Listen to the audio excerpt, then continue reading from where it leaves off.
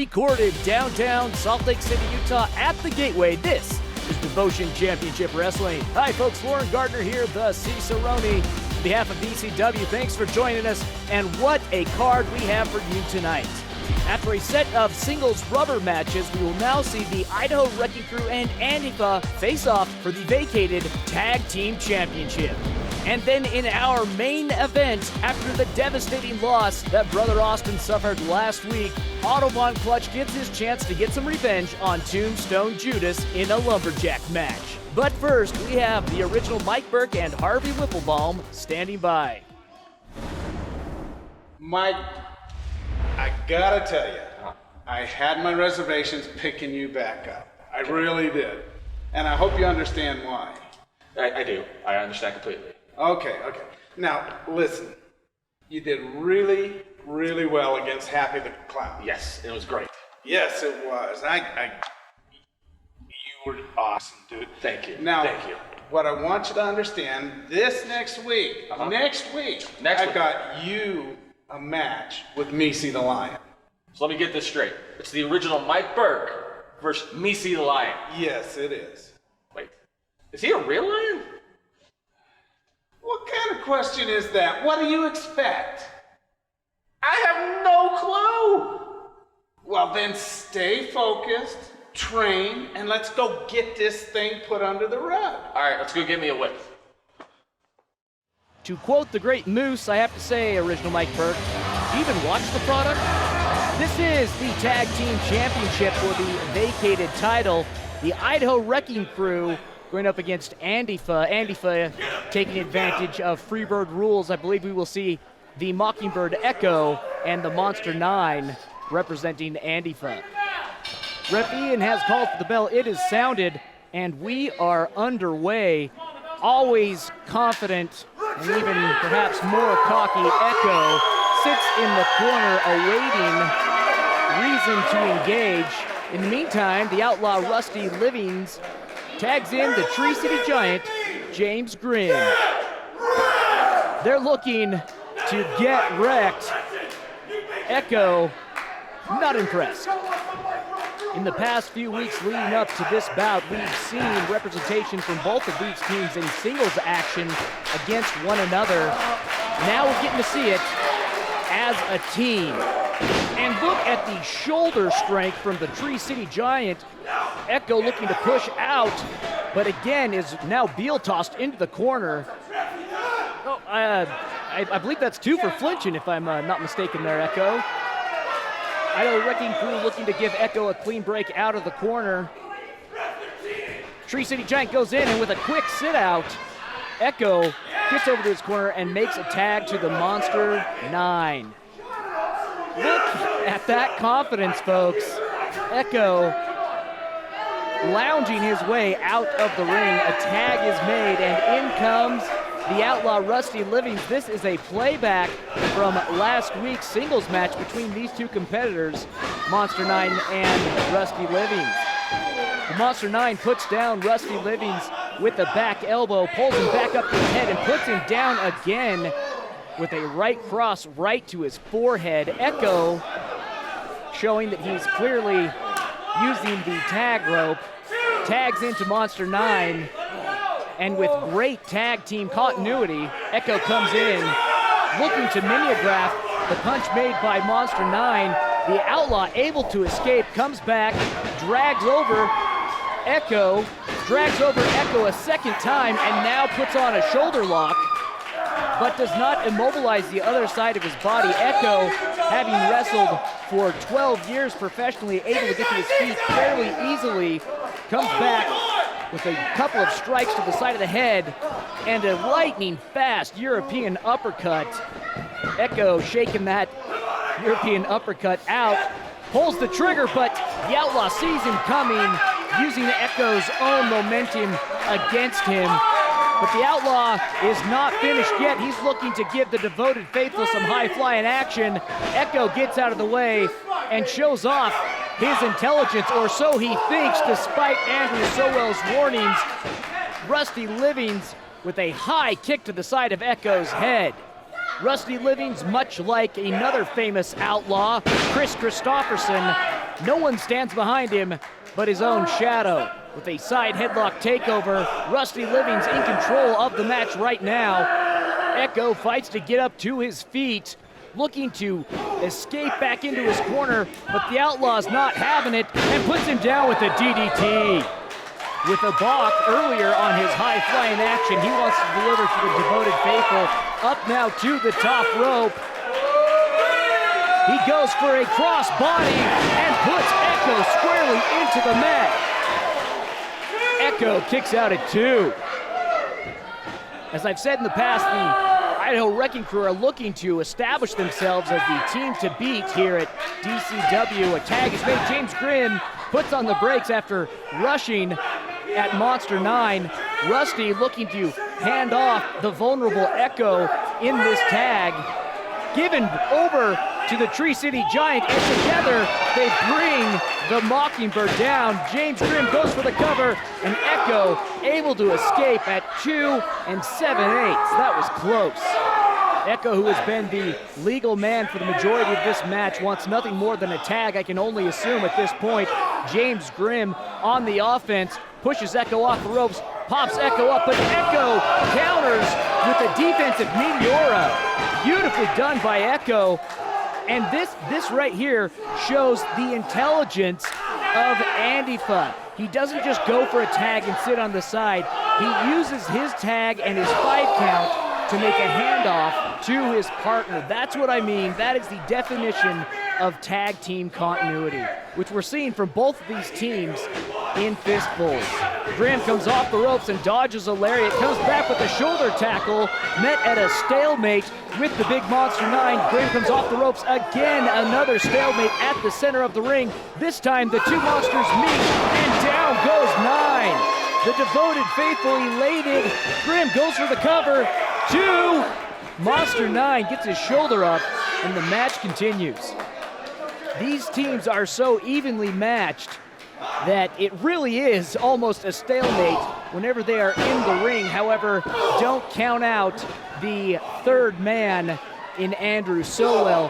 Monster 9 puts the Tree City Giant down with his specialty, the Lariotto, and pulls him back. Oh, he pulls him up by his beard. I hate whenever I see that, it pains me. Pitches James Grimm into Antifa's corner, and a chop that would make even Tojo Yamamoto happy. Tag is made, and it's Echo's turn with a chop right across the collarbone. Echo shakes it out, taking the big man now out of the corner. Ooh, a downward vertical elbow to the back of Grimm's head, and Comrade Sowell telling Echo to finish him. James Grimm reverses a whip, goes for a bear hug, but Echo is looking for a guillotine. He's unable to grab his own fist to not make it a complete guillotine, just a half guillotine in right now.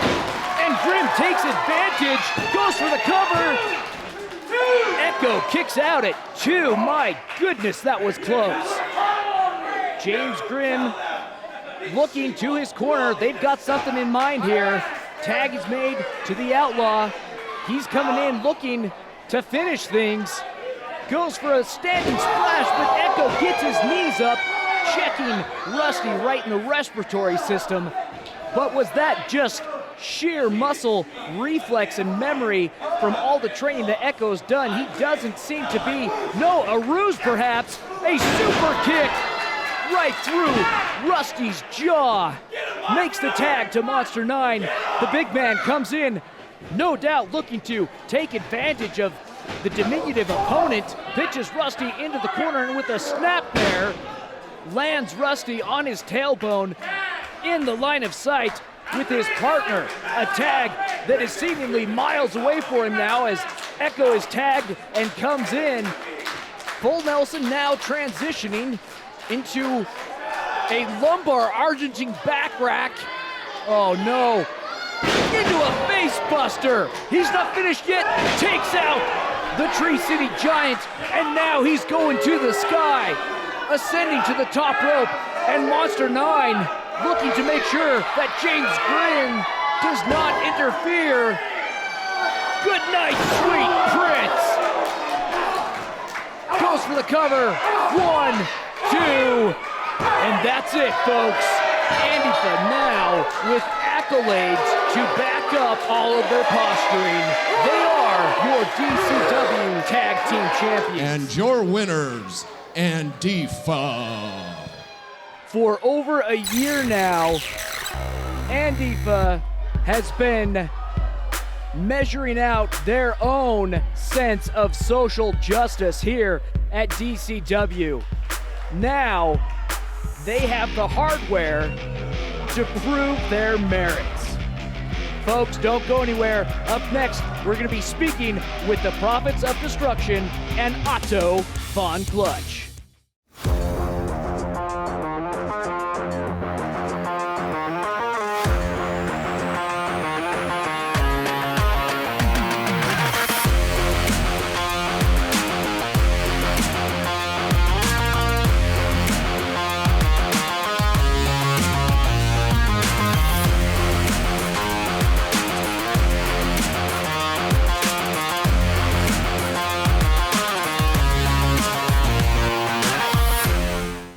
Welcome back to the Gateway. Thanks for joining us, whether it be on our premiere on Fight TV every Thursday or in the archives on YouTube. Thanks for being part of the devoted faithful. Still to come tonight, our main event, which is a lumberjack match between Otto Von Clutch, the son, and the father, Tombstone Judas. As the father wants nothing to do with his son, and the son looking for both monetary and emotional reparations, we now go backstage where the competitors are standing by. Hey, we did it! We did it, man! I'm telling you. That's what I'm talking about right there. You know what? Brother Ass 10, man. You talked a lot of crap. You told everybody how you were going to win this title, but guess what? Just like every woman you've ever been with, you showed the world that you came up short. Because that's who you are, because you're short. You're short on brains, you're short on strength, and you're short one title. And this man is a giant. And speaking of giants, the Prophets of Destruction have a giant right here. All right, let's talk problem solving. Problem A, solved. The belt's where it belongs. It's gonna be there for a long time. Now, problem B, we got a big problem. Otto Von Clutch, until a couple years ago, I thought I'd lived a perfect life. Then along come you to make me realize that even I'm capable of mistakes. Well, I made one hell of a mistake, and it's all coming to an end. And I don't care what type of match this is. Lumberjack match, bring it on. Them lumberjacks hate Otto as much as I do or more. And what's not to hate? You always whining, crying, little snowflake. Make me sick. So when I get done feeding you to the lumberjacks, they can scrape your ass off the ring and get rid of it. Tell them, Matt. When you book the Prophets of Destruction, you book us all. And then you Generation Midol can do anything about it. My name is Otto Von Clutch, and I am the son of Tombstone Jesus and the big brother of Brother Austin. Well, let me tell you guys a little backstory. We've been going back and forth, and the back pay child support hasn't been showing up. But I get a little email from Mr. Russo. That's right, he tells me tonight it's gonna be a lumberjack match. Let me tell you something, I've never been in a lumberjack match. And as my Hall of Famer trainer Rikishi would tell me, don't ever tell on yourself. And I just did. So tonight, Dad, I'm taking you to school, man. I'm gonna show you what it feels like to be surrounded by individuals that want to take and destroy you. You destroyed my family, you destroyed Brother Austin, and we're coming for you.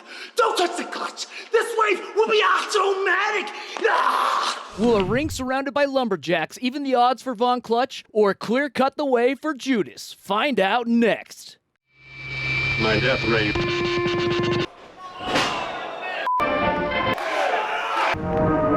Every worker in the country worked 3 months of every year to pay the salaries of men like this bureaucrat.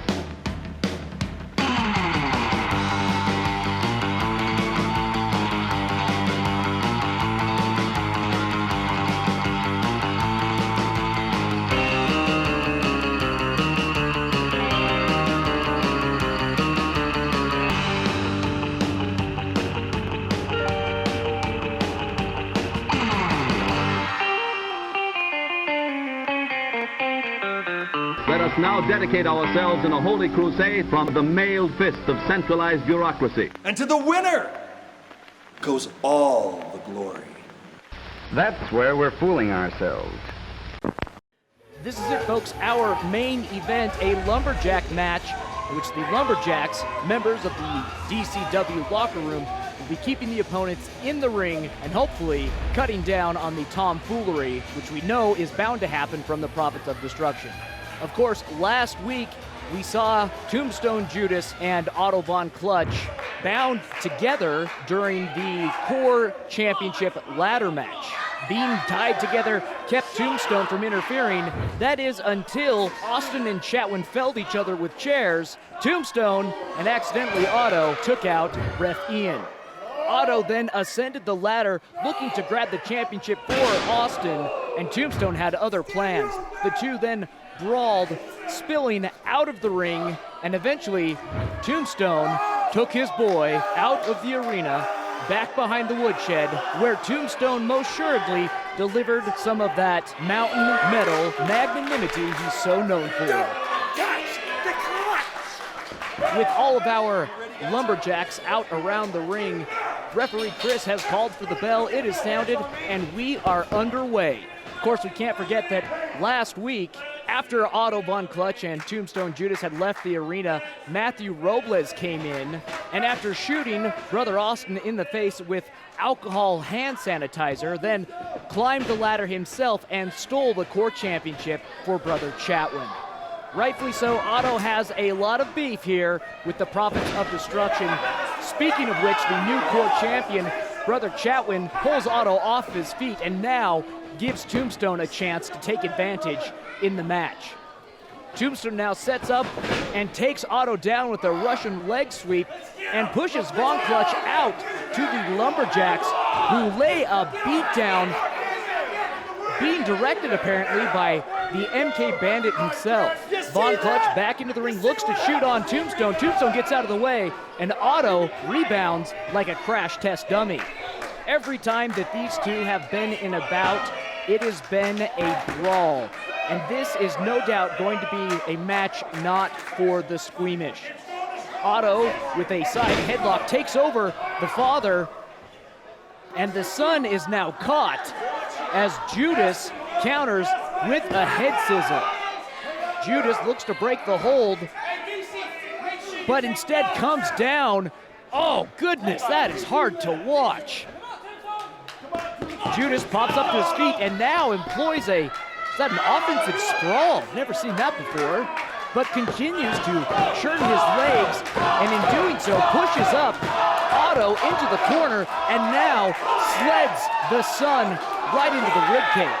It has been a defensive match for Otto Von Clutch, and he better do something quickly because defense is its own reward. It cannot win a match for you. Hooking Tombstone's thighs, Otto comes down hard with a power bomb, popping up to his feet, and now scores not once but twice, 3 times with well-placed headbutt drops. Now goes for a cover. Tombstone gets a shoulder up at 2. 3 minutes into the match, and that is our first pinfall attempt. It is going to be a very physical battle, no doubt. The Lumberjacks doing their best to get Tombstone back into the ring as Otto has bought himself a chance to breathe and hits Tombstone right in the kidneys with a Muay Thai kick as soon as Tombstone re-entered the ring. Now using those long legs as martial weapons. Oh, and another headbutt drop. Von Clutch goes for a pin attempt. 2. Judas kicks out at 2. And despite what we have seen backstage in front of the cameras, Brother Chatwin is violently vocal out here ringside.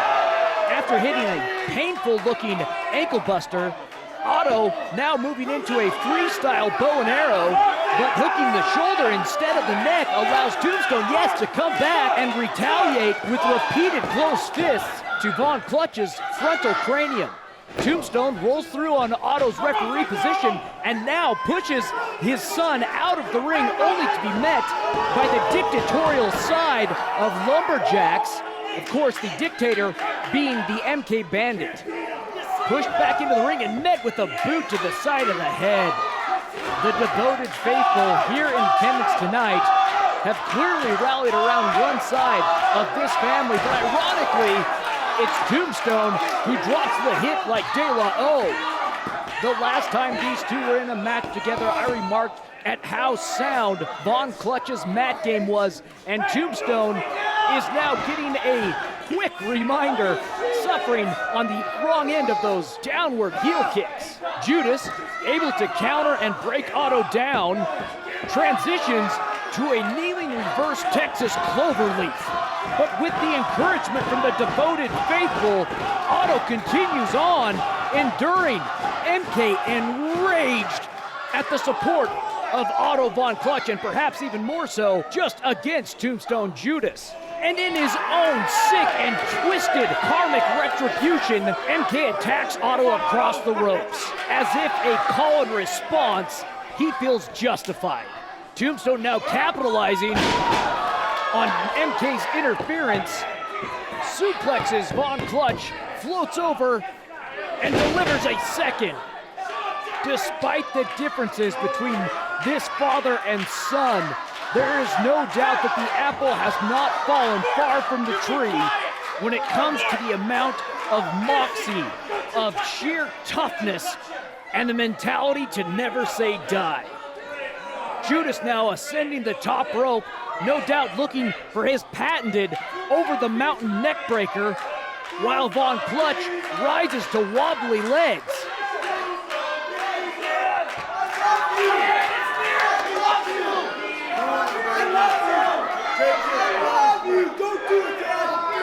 Tombstone goes for the neckbreaker, but misses and falls like a sack of potatoes.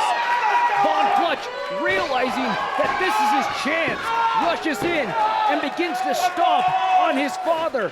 A somber senton keeps Tombstone on the ground, but he's not finished. Followed up with another senton and a standing splash. A look of agony and exhaustion etched across Tombstone's face. Otto rolls him over, and we've seen this before, folks. He's paddling out to catch that swell. Pops up on his pop and drops with an elbow. Otto apparently perhaps hitting his funny bone, but I tell you what, there is nothing funny about the situation right now. If Otto can dig deep, he might be able to seal the deal and put this match behind him. With the tribal beat coming from the Lumberjacks, Otto being implored to continue on. Judas gets to his feet, takes Otto into a side headlock and wrenches down on his neck, brings his boy down to the mat. Now, looking to gain side position, rolls him back out to the Lumberjacks. And the likes of Psycho and Steel take this chance to rabbit punch Otto Von Clutch. And if history has anything to tell us, we know that Psycho can be dangerous with a well-placed sucker punch. Just ask Manny Lemons. And as this match goes on, I would think that Otto Von Clutch would be the one with the greater stamina. However, Tombstone showing just as much as he pushes Von Clutch into the corner and renders a chop across Von Clutch's chest. Tombstone looking to go to the well again, cracks the whip a second time. Otto not phased. Now releasing a tidal wave of chops across the face, neck, and chest of his father. The Kahuna calls out and tracks down with the running bulldog. This could be it. Goes for the cover. 2. Oh. 7/8, if not 9/10. MK looking like he should have switched over to menthol lights if he'd have known his horse in this race was going to be dealt this much damage. Using the arms of his wetsuit as a leash to pull his old man up to his feet. Oh, a bearded snapmare and an elbow across the chin. Another elbow across the chin. Otto von Clutch signaling Kahopena, the end. And this wizard is delivering a rash guard rail to the likes I have never seen. Tombstone viscerally reacting, but refuses to give in. Otto has gone full aggro at this point, wanting nothing more than to finish this once and for all. And just like Johnny Utah, Otto von Clutch knows that this Bodie has crossed the line and has got to go down, and he does so with an FCT slam. This family has put it all out on the line, and Otto von Clutch is frothing, ready to show his old man that he has won this paddle battle. Calling his shot, he drops into the trunk. Oh, and is cooped in the Huamoa by MK. The Prophets have done it again, and they couldn't be happier. Tombstone goes for the cover, and that's it, folks. And just like the ex-presidents, the Prophets of Destruction, it's their mentality to not be servants to the law when they can be its master. Your winner, representing the Prophets of Destruction, Tombstone, Judas. On behalf of DCW, I'm Lauren Gardner, the Cicerone, and until next time, stay devoted. Now I will kill you.